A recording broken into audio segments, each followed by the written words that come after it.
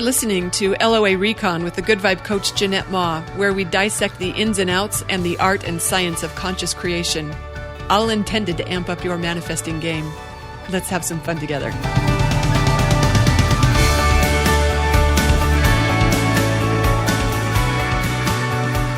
Thanks for tuning in for another episode. I was just wondering as I was getting ready to plug in whether you'd be able to hear how cold I am. It is so cold in here. I mean, it's kind of refreshing because it's been so hot this summer, but the weather is changing. It is cooling off at night quite a bit, and it is chilly in here in the morning, and I'm still dressing like it's summer. So I got cold hands. I wondered if that was going to translate in my voice, because you know how there's stuff in our voices that, I don't think we even realize what we're communicating in our voices. We're communicating in all sorts of ways. I know I'm thinking about this because I just started watching the most amazing series. It's called See on Apple TV. How has no one told me about this before? It's amazing with Jason Momoa. Oh my word. So, hey, these people can't see. They are really good at hearing. They're hearing things that I bet we could hear if we were listening for, but we haven't. We just haven't been listening for it. Anyway, it made me wonder if you could hear how cold I was in my voice. Because that's actually kind of the theme of what I wanted to talk about today. It's what we're communicating that we don't even realize we're communicating. So, all right. I wasn't going to say his name out loud because he's sleeping. You might hear him snoring a little bit next to me. But my favorite true love, you know who I'm talking about. We were on a walk the other day, and 3 things in a row happened that got my attention. So, one thing was, this was actually the last one when I realized what was happening. We're on this trail at the very beginning and the end. It's wide enough for a car to drive on, but it's not the same on both sides. One side is more well-worn, more well-traveled than the other. It's not like the other side is sand. It's not totally loose, but it's got gravel. It's not as easy to walk on. You slip a little on that side. The other side, though, that's where everyone likes to be because it's firmer ground. Okay, so we're on that side, and that's the side where all the bikes prefer. Everyone prefers that side. It's just easier to walk on. And I was thinking about how, look, when we're on this before and a bike comes down and one of us, either the bike has to move or we have to move, and it's easier if the girl with 2 dogs moves rather than make the bike move. Is it? Or is it? Anyway, I didn't know. So we're walking up it, and I was thinking in my head, we were on the good side, and I thought, I wonder if we should move over to the other side. I mean, there wasn't anyone coming, but eventually there probably would be. And I was thinking maybe we should just be on the other side. And as soon as I had the thought of us moving to the other side, Harvey moved to the other side. Okay, he didn't wake up when I said his name. He moved right over. It's like he was reading my mind. Okay, and that was like the 3rd thing he had done on that trail that was like that. What happened before that? Earlier I was wondering where Samson was. I was still calling him Samson at the time. I'm pretty sure he's Chester. We just ordered his dog tags. I got an episode about that too. Anyway, I was wondering where Samson was. I didn't say anything out loud.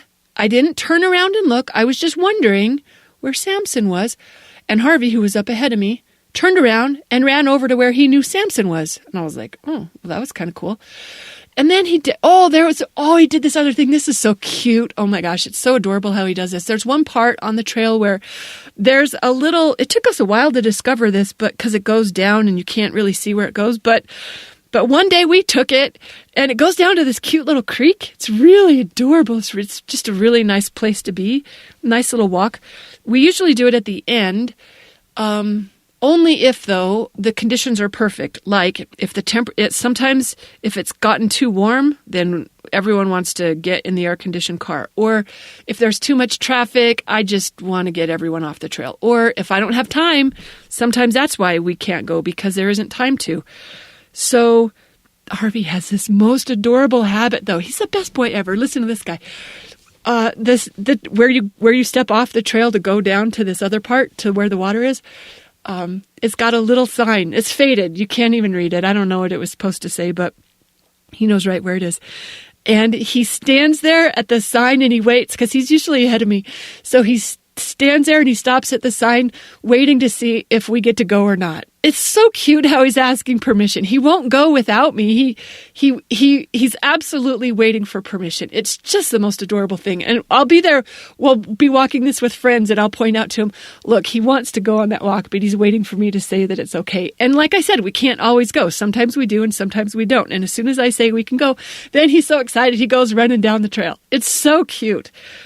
Okay, anyway, on this time when we passed that part of the trail, before we got there, actually, I was thinking we had plenty of time. Conditions were perfect. Temperature was great, no traffic, plenty of time.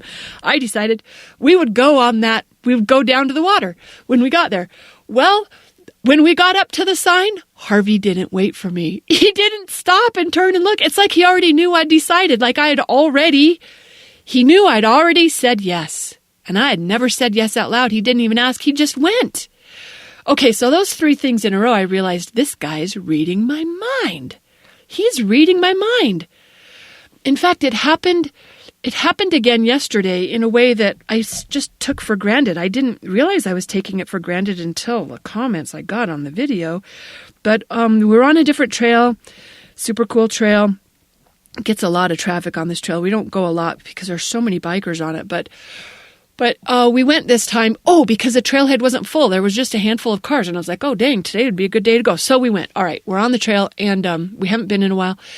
And on the way back, we're on our way back to the car. We passed 2 bikers, and they stopped, and they said, hey, heads up, there's a moose up ahead, probably, walking maybe 5 or 10 minutes. And he was on the move, so keep your eye out. Big guy. I was like, oh, dang, okay, thanks for the heads up. And I already had Chester on a leash, so I kept him on a leash. And but Harvey doesn't need to be on a leash. He's good. So Harvey's just the best boy you ever heard of in your entire life. And they were trying to tell me, leash up your dogs. Like, they must have said 4 times, keep an eye on your dogs, make sure your dogs. And I was like, are they concerned for my dogs or the moose? Probably both, because they're just good people. But they don't know what I know. My dogs are fine. My dogs are fine. Okay, so after they told me that, I got my eyes peeled for the moose. I'm like looking for the moose everywhere, and every log I see or bush, I'm like, oh, is that a moose? Okay, and I realized I'm not going to be good at spotting moose, not nearly as good as Harvey is going to be at spotting the moose. So I decide after 2 minutes of looking for the moose, I'm just going to keep an eye on Harvey. I'm just going to keep on him. He'll tell me where the moose is. And sure enough, about 8 minutes later, I see his body language. It was such a subtle shift. It was subtle, but it's like his neck got a little taller. His ears perked just barely. So many people wouldn't even notice any change, but I was paying attention. I feel so smart that I was looking for what I could see instead of what I couldn't see. That's a different episode. Okay, so I see his nose just went up a little bit. He just got alert. That guy just perked up a little.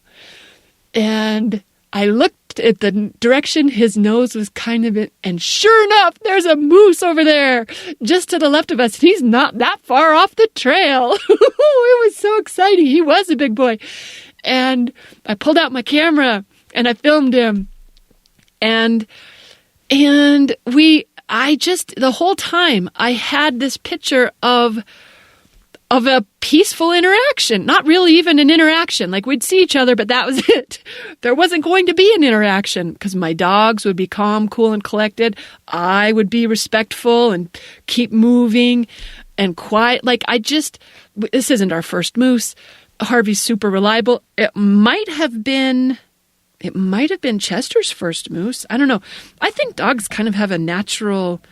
I've never met a dog. It's always been fine. What I'm trying to say is it's always been fine. It's always been fine. So anyway, I posted the video, and in the video, it shows Harvey's not on leash. And even people who know me and my dog were both texting me saying, whoa, so glad you're okay. And I'm like, what? They thought it was this crazy, risky thing that we did. It didn't feel like that at all to me. Because I just knew in my head, I knew how it was going to go. I knew how it was going to go. I had pictures in my head of my dogs being good and the moose being fine, me being cool. And it went exactly like that. But after a bunch of comments, I was like, dang, should I have more fear of moose than I have? But I realized, no, I do not need, what I got rolling is fine. I do not need to introduce fear to this. But anyway, this whole experience of realizing how well Harvey is responding to the pictures in my head, it made me think, wow, I got to clean this up. Because this guy's reading my mind. He's responding to the images that I'm conjuring. I got to be more careful what I'm telling him because he's listening. Because not always are the things that I've got in mind very helpful. Like one day on a different trail. Oh, wait, is it a different trail? No, it was on the same mountain. It's such a cool area. Oh my gosh. Wow, I just live in such a stunning place. There's one part on this trail, if you walk far enough, where and it took me a while. I must have walked past this sign a lot of times before I finally saw. One says, this is the bike path, and one says, this is the horse trail. One day, I was like, what? A horse trail? Let's take the horse trail. We took the horse trail, and there's a steep drop-off at one part of it, just one part, and it's not like all the way down. It's not like dangerous. But as we were standing looking over it, and there was cool water down there. In fact, there were other times we saw a beaver down there. I've seen a beaver twice, I bet. Anyway, the first time we were looking down there, the water looked really enticing. I was like, if I was a dog, that'd probably be tempting. And I thought, but Harvey better not go down there. And all this is happening in my head. I'm just thinking this. I'm looking down there going, oh, I bet a dog would want to go down there. And I'm also thinking, he better not go down there, as I'm visioning my dog going down there. And because I was like, he won't be able to get back up. If he goes down there, he won't be able. That's too steep. Oh, he's having a dream right now. If you hear grunting, it's my dog having a cool dream. He's so cute. His tongue's sticking out a little bit. Okay. So I'm standing there looking over, envisioning Harvey going down, thinking he better not go down. And that's exactly what he did. I didn't even have a chance to stop him. He went straight down. It was like that scene. Remember The Man from Snowy River? The best scene in the entire movie, when all the other guys on their horses have to stop chasing the wild horses, but wasn't his name Tom? Not Tom. It was the best scene ever. Okay, it was just like that, just leaping right over without fear. Harvey went down, and sure enough, he couldn't get back up. It was exactly what I imagined. Oh my word, he had to find another place to get back up, because I knew I couldn't go down for him. I wouldn't be able to get down and back up either. So funny. So yeah, sometimes what I'm imagining isn't super helpful.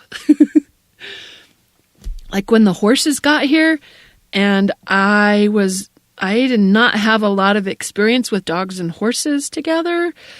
And I just know, don't stand behind a horse. That's one of the few things I know about horses. Don't stand behind him. And Harvey was constantly standing behind him. Guess why? Because I was afraid Harvey was going to stand behind him. Sure enough, he stood behind him. Oh, my word. But you know what? Those horses were cool. Yeah, it wasn't a problem. It's not like he had to get schooled. They were just really tolerant, really good horses. So, in fact, speaking of horses, it was one of my horse books that I read about this. I don't know who to credit this story to. It might have been the guy who... Oh, I can't remember. I don't want to misattribute. Anyway, he was talking about how he was doing something tricky with a bunch of horses and guys. They were rounding up cows or something in an area. There's a freeway. It's kind of sketchy. They got a routine. It's a sketchy thing. But he's on a reliable horse. But he starts thinking about the sketchy part before they get there. Like, this is going to be later in their journey. He's in the easy part, but he's imagining what he's going to have to do with the horses in order for everyone to be safe. And his horse started acting all crazy right then and there. Like, his horse is turning in places he shouldn't turn and stepping in ways he shouldn't step. And he didn't know what had gotten into his horse, but then he realized his horse is with him as he's anticipating what's coming up later.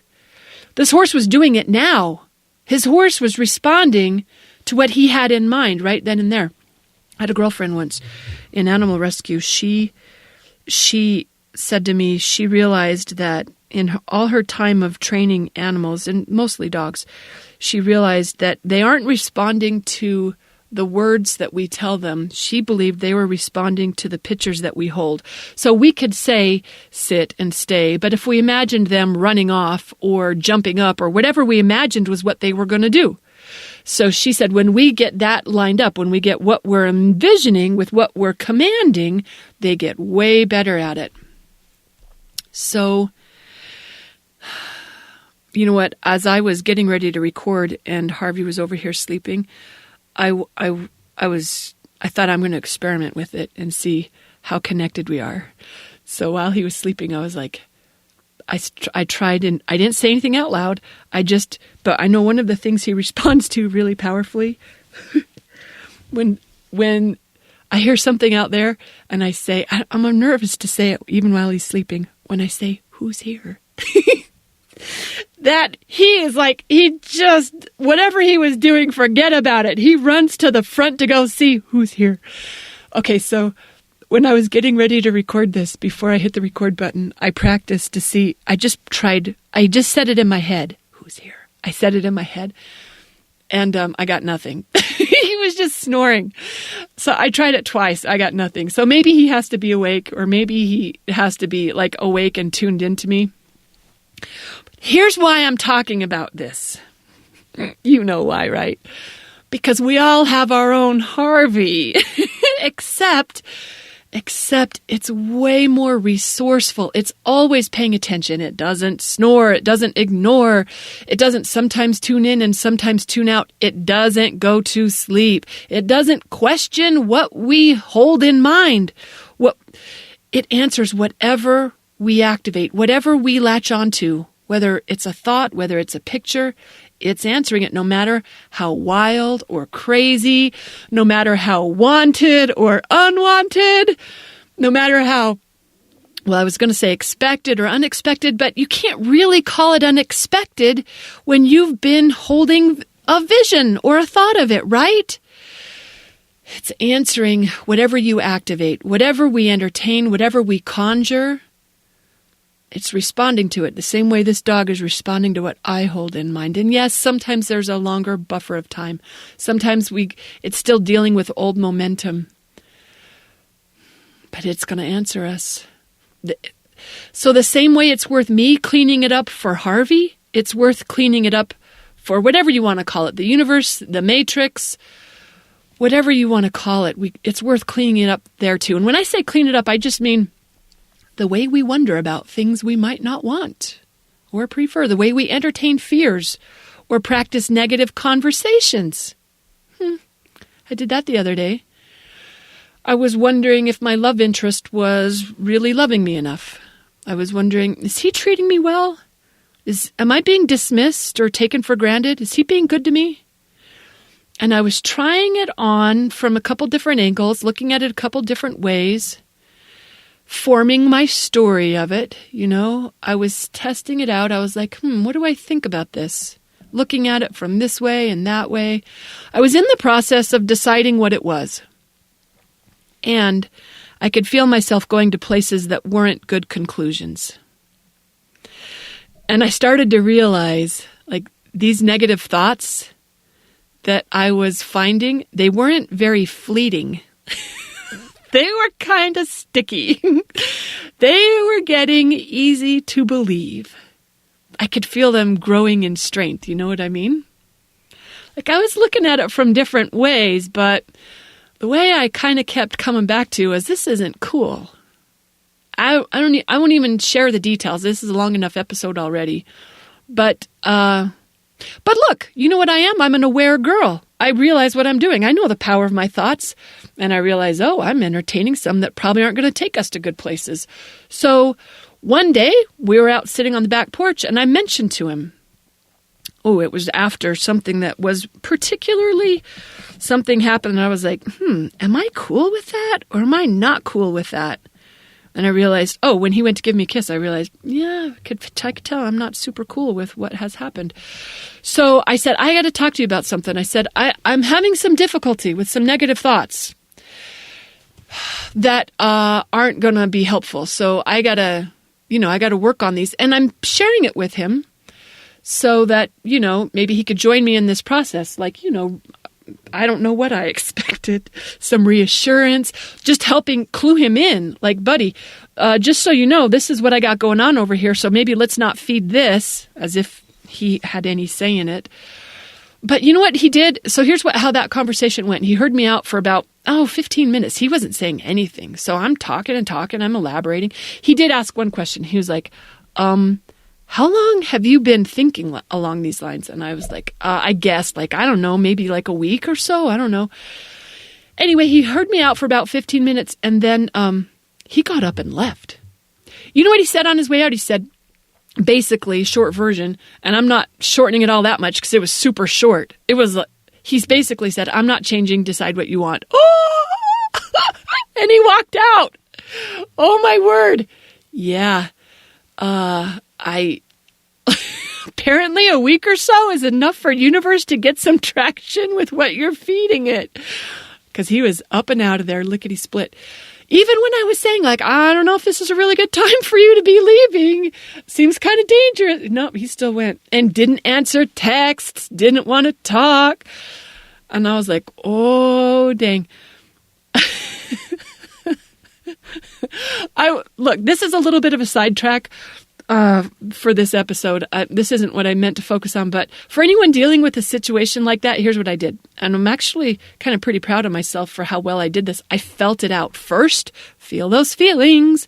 I let myself be present to them because they were they were not making themselves shy. I had strong feelings, a variety of them about that.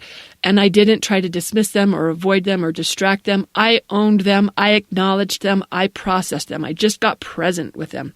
And then, when you do that, you clear some air. When you're willing to feel your feelings, I really feel like that's an important part of effective vibration management. So I felt them, and that took more than a minute, if you know what I mean. But after that, I got out my list. My list, do we all have a list or maybe not? I got my focus. I tended to my focus. That's what I mean. I have a literal list, but I put my attention back there because I know, you know what? This isn't a sidetrack. This is exactly the point of this episode. It's being deliberate about what we think. I reviewed my list of what I prefer in a love interest.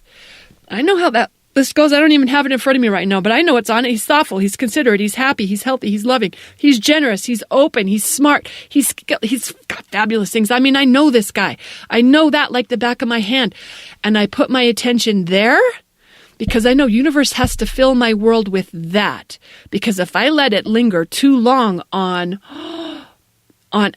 not even going to elaborate on where it can go because I have spent time in that neighborhood before, a long time. I'm talking, I've spent months there in the places where you wouldn't want to manifest more of that. You wouldn't want any more of that.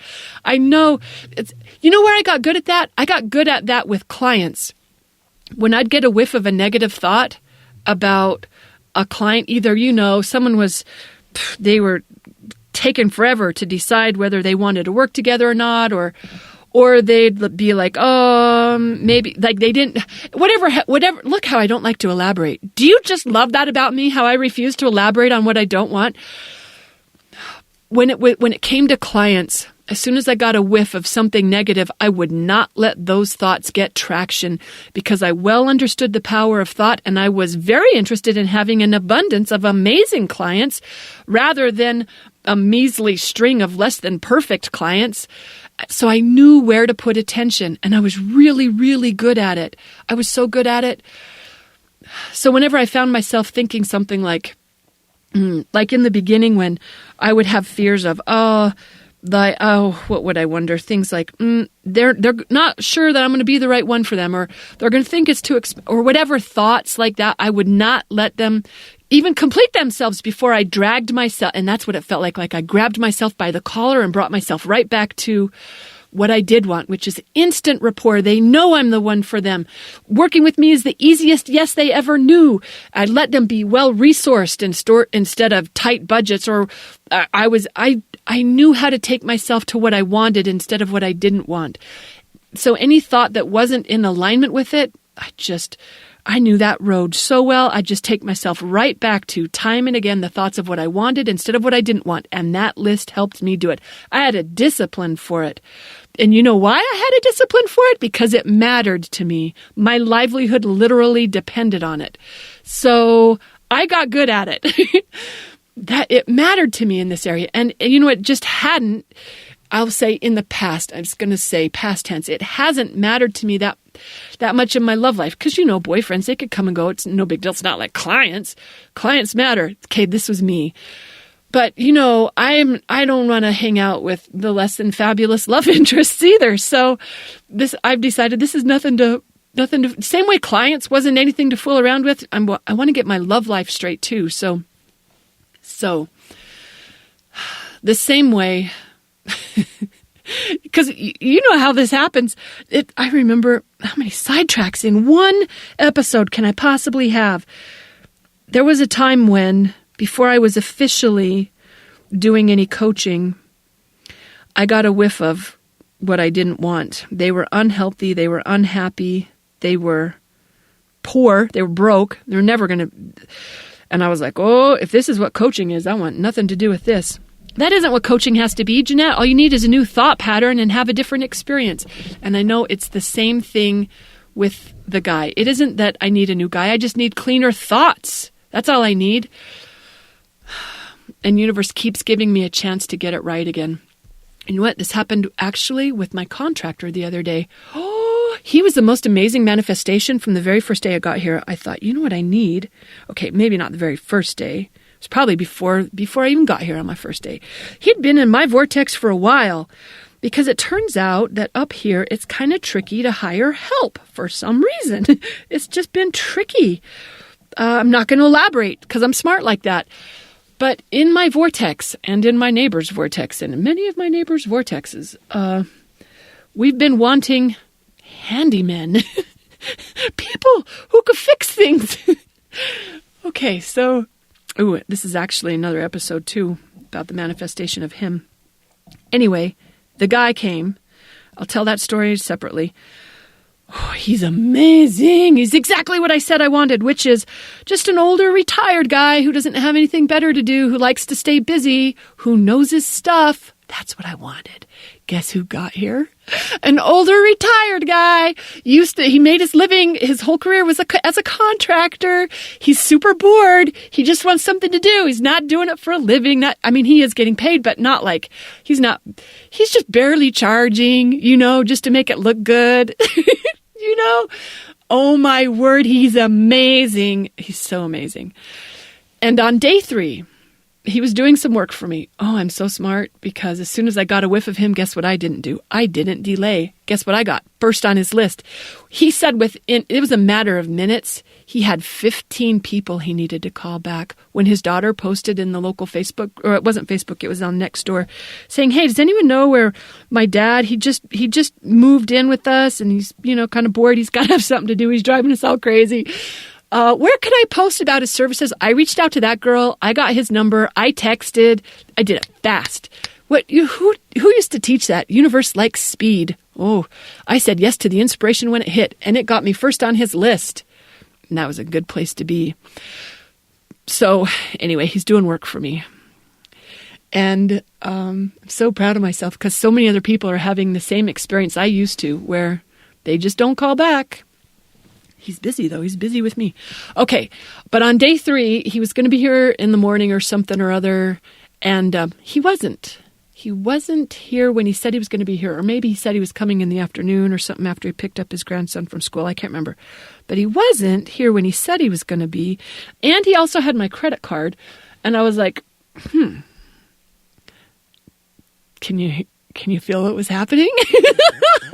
Because it was fresh territory. It was fresh for me to know the disappointment of our service providers, how unreliable they are. Okay, smart girls don't elaborate. But as soon as I started to wonder, I was like, my thoughts were sort of along the lines of, where is he? What's happening? What could he be doing? He has my credit card. How well do I really know him? Okay, I don't think I got more than 5 negative thoughts before I was like, girl, don't go there, because I recognized that thought pattern. So when it started to slip into a bad neighborhood, I grabbed myself right by the collar and came right back to, this guy's a dream come true. He's your literal dream come true, which I have told him and his daughter and everyone else who will listen to me tell the story of the manifestation of the contractor. Oh, I've got the coolest things. He fixed the roof over the shed, over the feral cat shelter. He changed out the stairs in the garage. Remember when I first got here and my old dog Joe and Molly and Coda and Sadie, every old dog I ever had, needed wider steps. Oh my word. And he improved them even beyond what I want. So good. The guy's amazing. I know how to, he'll continue to be that as long as I continue to let him be, to think him that way. Because when I think otherwise, he's going to prove me right. Because that's what the world does. It's what it does for us over and over again. It answers whatever we think. I was wondering if Chester has the same skill that Harvey does. Is like Harvey. Of course, Harvey's the most exceptional dog on the planet. But is Chester listening too? I wondered. So I put it to the test. I'm just going to say you're welcome to everyone who likes long episodes, and I apologize for everyone who likes the short ones because this one's getting long. But this is kind of fun. So Chester, he was a dog who got car sick. Every time he was in a car, he did not do well. He did not do well. He really does not do well. He gets physically sick.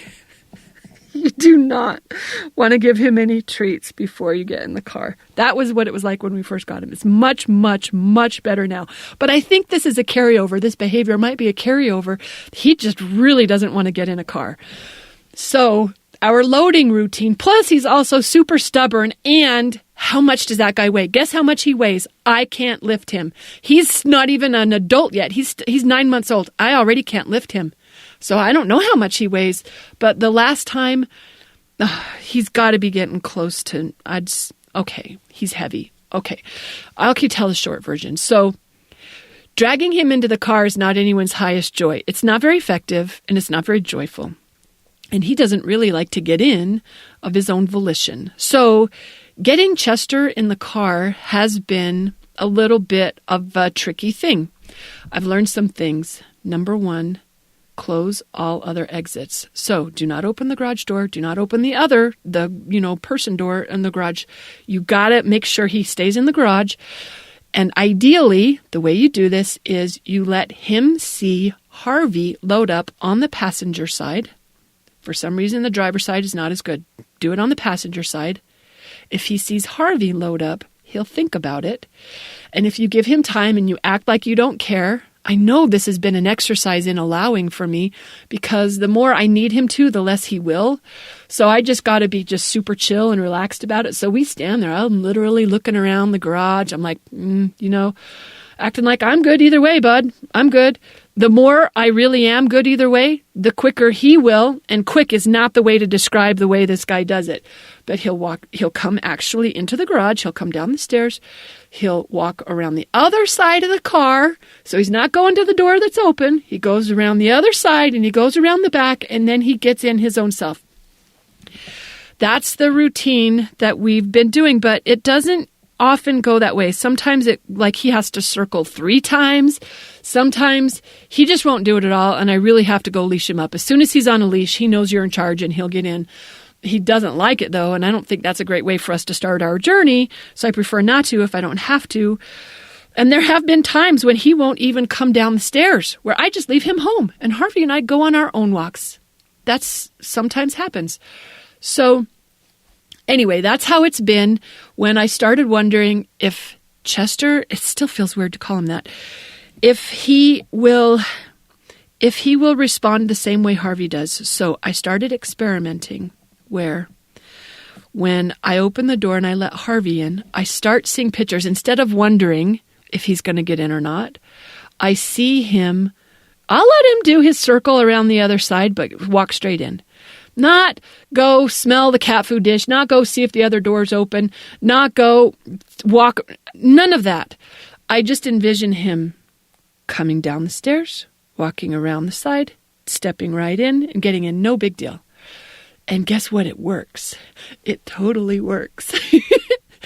Oh, and it works on the other stuff too. It's working even when I'm getting what I don't want. Like when I know if there's anything wood in the house, oh, he's going to chew on it.